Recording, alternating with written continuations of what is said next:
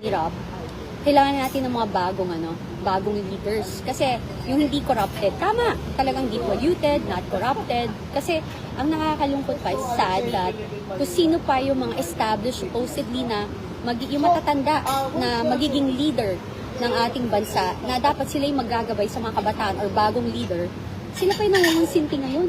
At ginagamit nila ang batas para ipasok yung korupsyon na pinaplano nila at ginagawa nila. Exactly. Diba? At That's saka, the real problem. agree. Tapos parang, how much more do you want? Yeah, I know. Dapat yung mga Pilipino, tayong lahat, kumilos na tayo guys. Kasi hindi na, kahit ikaw napipil mo naman, di ba? Hindi naman, basically, kung titignan mo yung buhay mo, pahirap ka ba o payaman? Right? Kasi yung ASEAN, ng mga kapitbahay natin ngayon, tingnan mo naman sila, umuusad na, pero tayo, we're an outlier in fact, no? In one of those now, when they did the evaluation, outlier ang Pilipinas, ang layo-layo na natin compared to other people. Agree. Sobrang layo. Sobrang hindi na natin alam.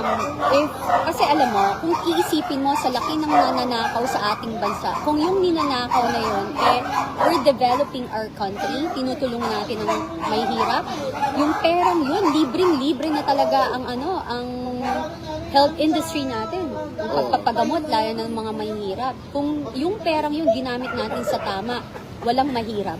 Pero, sabi raw nila, may nabasa akong libro about predatory government.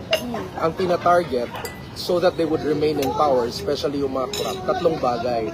Number one, they keep people uneducated. Yes, that's right? true. I So, believe hindi in nila that. inaayos yung education. Para pag ignorante yung tao, madali siyang i-manipulate. Second, yung health. Kasi, pag na-compromise yung health mo, kahit anong gagawin mo di ba? Totoo. So, kapit, ang tawag nila doon sa Tagalog? Kapit sa patalim. Kapit sa patalim ka na. Kasi, compromise na yung health mo.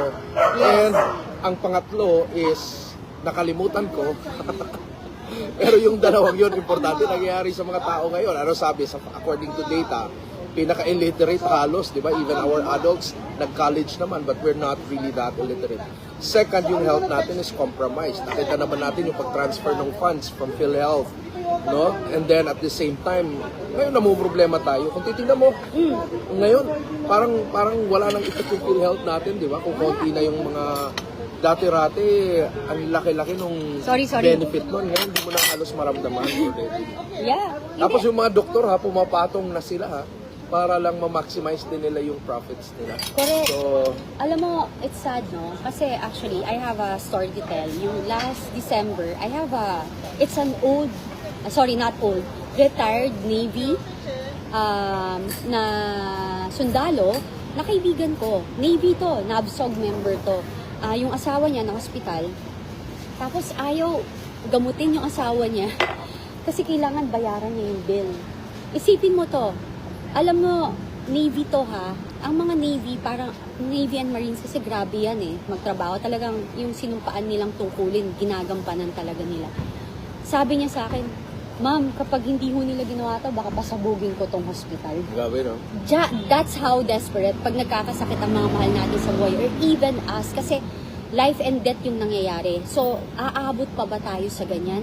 Tapos, how evil these people na kinukonsinti ang pagnanakaw sa gobyerno. At yung okay lang kasi kung yung pera for health natin is galing sa kanila, personal ng pera. Kaso galing din sa atin sa tax ng bayan, sa dinideduct sa ating mga sweldo or sa binabayad natin from our businesses. Diba? Ako nakikita ko doon, aside from the money, parang may systemic talaga na manipulation na nangyayari. Na yung mga tao, nanghihina yung mga tao, di ba? And we don't have that courage. For example, pag may sakit ka, it's not just the money that's affected, hindi lang yung pocket mo. What's also affected is yung paano ka mag-isip. Hindi ka ganun ka-bold. In fact, kapag nagkasakit, Papaalam ka na. Oo. Alis ka na ba? Sabi mo, Guys, ang lola nyo mauna na muna. may meeting na. Oo. Actually, sinusundo ko siya. sinusundo na ako ng ka-meeting ko dahil magti-tiktok kami ng Opalite. Bye. Oo, alam mo na yan. Ano yan? GRO. Oo. Ang busy kahit Sunday, nagtatrabaho. Oo. Oo, di ba? sumasayaw habang naglalakad. Oo. Anyway, First time ko naka-breakfast si Com G. actually, Ganun pala ano yung yan? gabi ko talaga. It's a teaser. We're going to have something for you guys soon. And maganda to. Kasi as usual, si Com G, no holds bar. Si Rob naman, very intellectual. As you can see, if you follow niyo siya sa Facebook, Rob Rances, R-O-B, R-A-N-C-E-S. Yan ang kanyang Facebook account. Mababasa niyo ang kanyang mga post. At makikita niyo naman dala very factual at saka present yung kanyang mga topic. Makatotohanan. Salamat grabe yung promotion, baka ano. Totoo naman! Alam mo ba nung nagsimula ako, kasi wala nga ako background sa politics. Yes, diba? yes. So nung nagsimula ako, natatakot ako sa mga pinopost ko. Oo. Kasi yung... Natatakot kayo sa mga pinopost. in a sense, kasi diba feeling ko wala naman akong authority to talk about it. So, yun, basically. Yun lang. That's not true. Okay, guys, alam mo, lahat tayo may authority to speak up, especially if it's for the welfare of our country and for the Filipino people, diba? Kasi, if we will like tolerate those people na binigyan natin opportunity, like we put them in power, kasi tayo ang bumoto sa kanila. Basically, tayo yung amo nila bilang government official. So, amo nila tayo dahil tayo nagpapasweldo. We have the right to question. May karapatan tayong tanungin kung ano yung mga maling nangyayari sa ating bansa. May karapatan din tayo magsalita at magreklamo, di ba? Ikaw, as a neuroscience, and you can see everything. Para kang profiler in a way, eh. When you see people and they speak up, nakikita mo yun eh. You don't need this, sabi mo nga, di ba? Parang natutunan ko na yung mga patterns of people at the same time, how the brain actually works. And also I can, hindi ko na pwedeng masabi yung Secret. Secret marami na. may mga ethical na ng neuroscience because we basically Correct. are exposed to how the brains are working. Totoo. So, but hindi medical to kasi may nagtatanong kanina kung anong pwedeng i-recommend dun sa so I don't practice medically. Medicine, So, psychologically. and biologically, parang I work in a laboratory, although wala tayong neuroscience laboratory in the Philippines. So, I work in a laboratory, tapos tinatry natin yung anything connected to business, personal development, also even politics, neuropolitics, and stuff like that. So, yun, enough of me. So, but anyway, yun nga yun ang pattern ngayon eh. Alam mo, isang bagay na nakita ko, since we're talking about neuroscience already, you know that overexposure to yung power overreach, kumbaga yung mga people in power, nag-a-abuse sila, tapos at the same time naghihirap yung mga tao, it actually activates a part of the brain called dorsal raphe nucleus. Sorry very scientific. Pero ano explanation nun? pag activated kasi yun, yung mental, yung cognitive thinking mo, yung cognitive processes mo, na supposedly gamit yung smart brain mo, humihina. Okay? So, ang nangyayari ngayon, people think it's already reality and they just merely survive dun sa reality na yun. So that instead na makikipaglaban sila, ang iisipin na lang nila, paano ako tatagal sa ganitong klaseng situation. And I think most Filipinos are there. Na iniisip nila, paano ako tatagal sa ganitong sitwasyon dahil mahirap na yung bansa natin. But hindi na pupunta sa part ng brain nila na pwede silang mag-isip, na pwede nilang baguhin. And they can be part dun sa pagbabago ng ating bansa. So, kaya itong ginagawa natin, panawagan ko ito. Ang layo-layo nito sa profession ko. But I'm also here, and I'm sure Cathy is also doing business and all of that. But we're all here right now. So regardless kung ano yung background mo, kung ano yung profession mo, kailangan ka ng bayan natin. Oo, tama. Alam mo, dun pumapasok yung sinasabi mo, Rob, na ang nagiging problema natin is yung ang leaders natin, some of our leaders, to abuse and to take advantage of the people is for them not to educate them. Panatiliin silang mangmang, hindi alam sa kanila yung totoong nangyayari sa ating bansa. Plus, yung suffering, like yung paghihirap, na lalo silang pahirapan para kumapit sila sa patalim.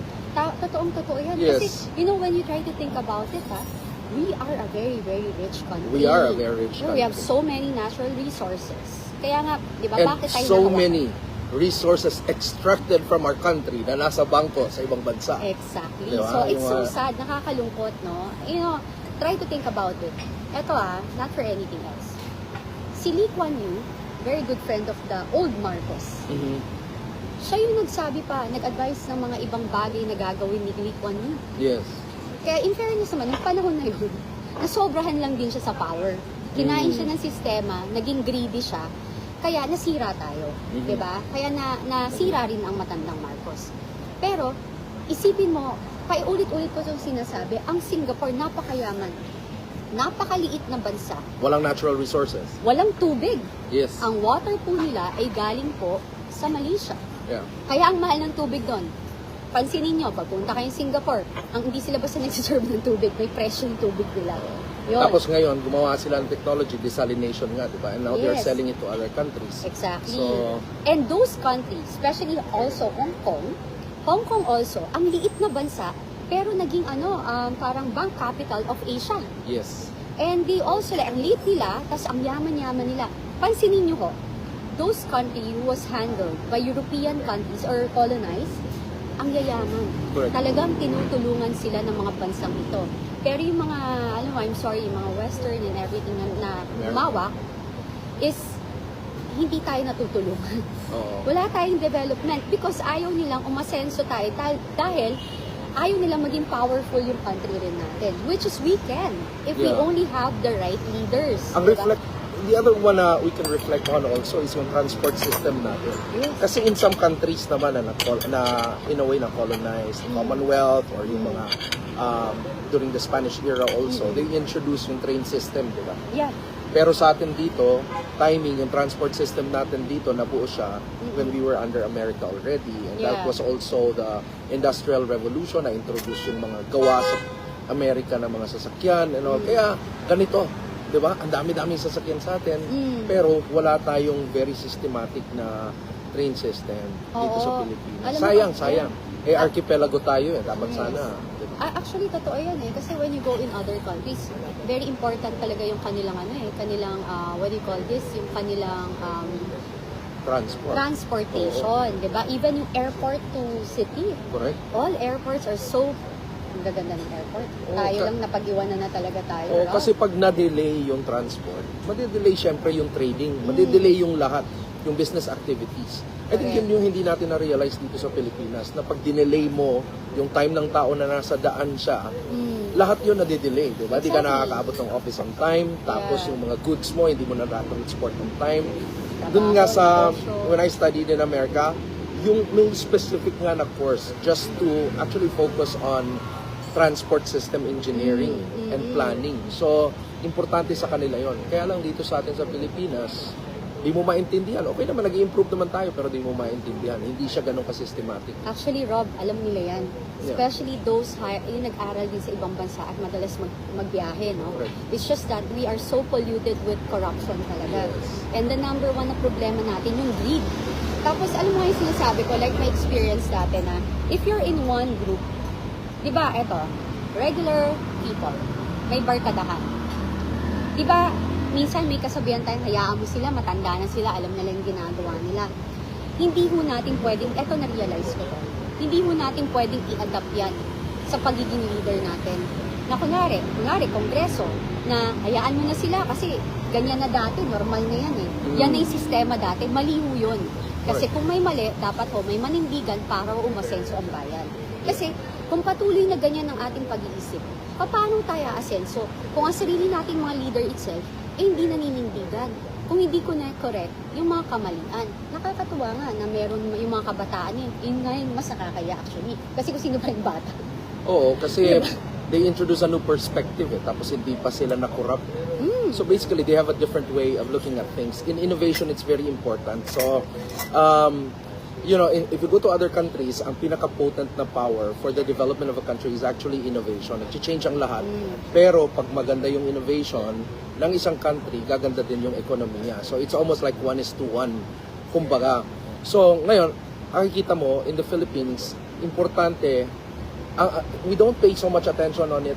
And one of the reasons, by the way, which is a book I'm writing right now, is on the brain economy. Yung Singapore, sila yung pinaka-model ng tinatawag na brain economy. Kasi ngayon, yung brain economy, dinadagdag na ng World Economic Forum now as one of the measures for development of a country on top of GDP or and all of that. So, ang tawag dito. So, they're now looking at it. Kapag mababa daw yung tinatawag na brain capital ng isang country, yung decision making, yung innovation, at lahat-lahat na naaapektuhan din siya.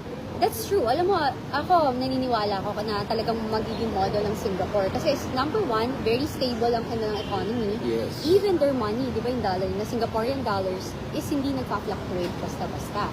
Actually, umaangat.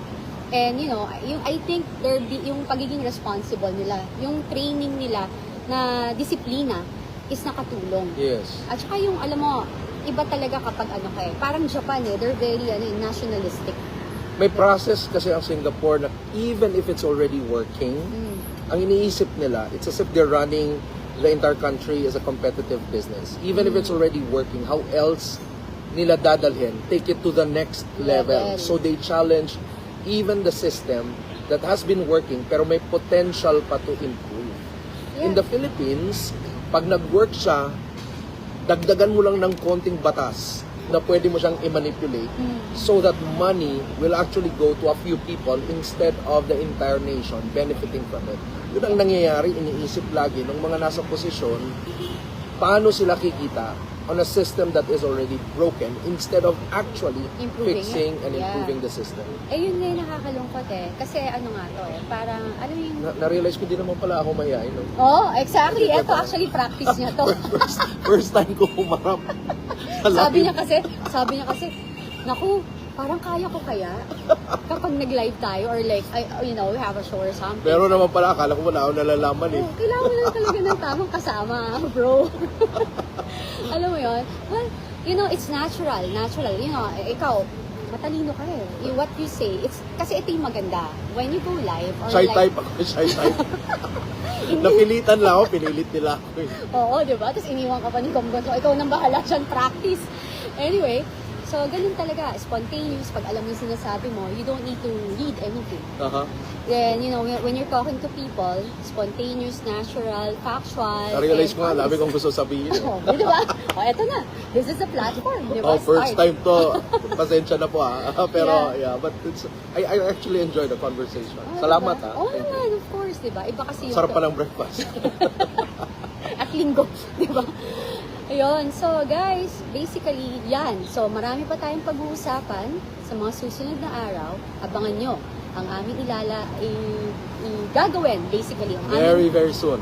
Very, very soon. And it will be a good one. And sabi nga, no holds bar, nobody can stop us, especially si Kong Gonzon. So, Yes. take it away. Oo nga, so magkita-kita tayo kung ano man yan. Okay? So, ako din excited din ako. Di ko pa, well, may idea na ako kung ano yon. But basically, I'm also excited to be part of something as big as that. Okay? So, yun po. Ayan. So, again, this is Rob Rances. Yes. Follow him in Kathy Facebook. Binag also. And ngayon, kami magpapaalam. Magandang tanghali sa inyo at sa inyong mga pamilya at naway magkaroon kayo ng magandang linggo at mag-enjoy kayo kasama ang inyong pamilya at mahal sa buhay. Yung mga nagko-comment na namimiss nila sa PRRD, kami po, sobra din po namin namimiss sa Yes. PRRD. Kaya po ipaglaban natin to. Di ba sabi niya recently na parang, wag di daw muna siya uuwi hanggat ito pa yung gobyerno. So, ang ibig sabihin po noon, huwag na tayong umasa na siya ang makikipaglaban para sa atin. Ginawa niya na yon. Hindi para i-idol natin siya, kundi para ipakita sa atin kung paano ang tamang lumaban para sa bansa. Now, it is our turn.